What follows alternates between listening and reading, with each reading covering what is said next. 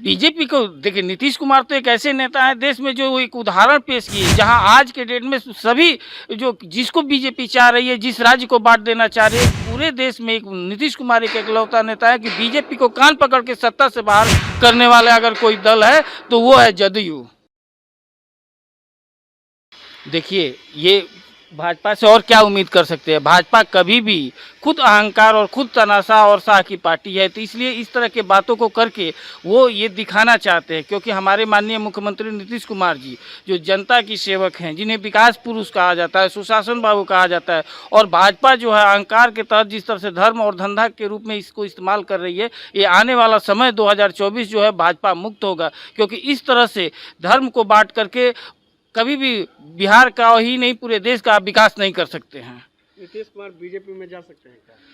BJP को देखिए, नीतीश कुमार तो एक ऐसे नेता है देश में जो एक उदाहरण पेश किए, जहां आज के डेट में सभी जो जिसको बीजेपी चाह रही है, जिस राज्य को बांट देना चाह रही है, जिस पार्टी को तोड़ दे रही है, परिवार को तोड़ दे रही है, बीजेपी को स्थिति आज यही हुआ। और पूरे देश में एक नीतीश कुमार एक इकलौता नेता है कि बीजेपी को कान पकड़ के सत्ता से बाहर करने वाले अगर कोई दल है तो वो है जदयू।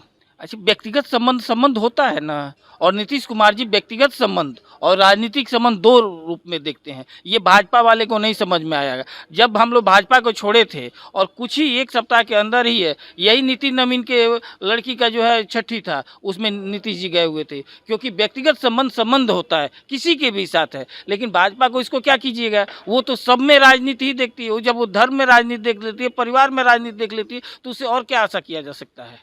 लेकिन वो 2024 में खुद वही उखड़ हो जाएंगे। याद है ना, उनके पिताजी भी हम के प्रदेश अध्यक्ष थे, और नीतीश वो ये क्या बोले थे मोदी जी के बारे में भागलपुर की धरती पर, मालूम है ना, और वही स्थिति हो। उसके बाद उनका क्या हुआ था, वो हम के प्रदेश अध्यक्ष भी छोड़े थे और राजनीतिक संन्यास भी ले ली थी। अब राजनीतिक संन्यास लेने का समय आ गया, क्योंकि 40 में 40 जो है वो इंडिया गठबंधन जीतेगा, और यही कारण है कि इन लोगों का जो मुंह सूखा हुआ है शाह तनाशा का, इसलिए इस तरह से बयान दे करके वो खुद हास्यप्रद बोल रहे हैं, क्योंकि बिहार की जनता ही नहीं पूरे देश की जनता आज माननीय मुख्यमंत्री को जो है अनुसरण कर रही है। देख रहे हैं ना, जातीय जनगणना को लेकर के आज पूरा देश में किस तरह से माननीय मुख्यमंत्री जी एक उदाहरण पेश किए हैं, और सभी दल इसका सम्मान कर रहे हैं और मान कर रहे हैं। लेकिन सम्राट चौधरी बोलते हैं नीतीश कुमार के बारे में कि नीतीश कुमार मानसिक रूप से बीमार हो चुके हैं, उन्हें अब आराम की जरूरत है।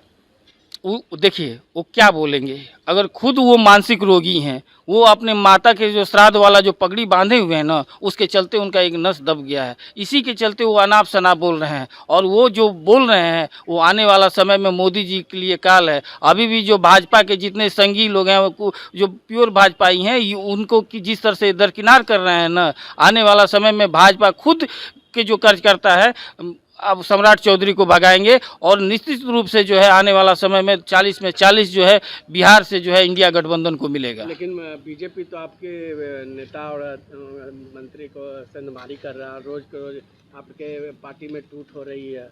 कहाँ हमारे पार्टी में टूट हो रही है? अरे वो तो ललन पासवान भी शामिल, अरे तो ललन पासवान शामिल हो गए तो क्या हो गया है?